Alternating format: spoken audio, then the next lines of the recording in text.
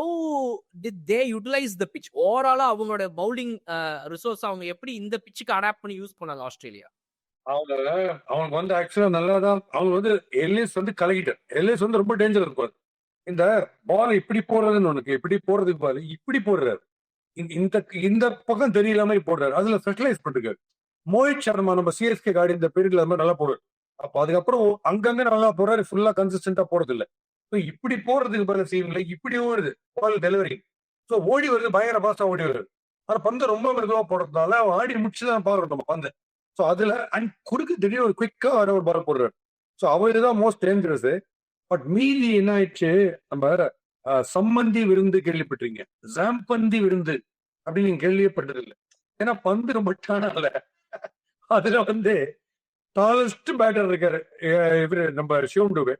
அவர் என்ன பண்ணணும், சிவம் டுபேக்கு ஸ்கின் டேரா மாதிரி இப்போ சிக்கு சிக்கு சிக்குன்னு பால பண்ணணுமே தவிர கொஞ்சம் குட்லைத்துல போட்டு ஆசைப்பட்டாரு பாருங்க. அதுல ஒரு 2-3 சிக்ஸ் போச்சு. அதை பண்ணிட கூடாது.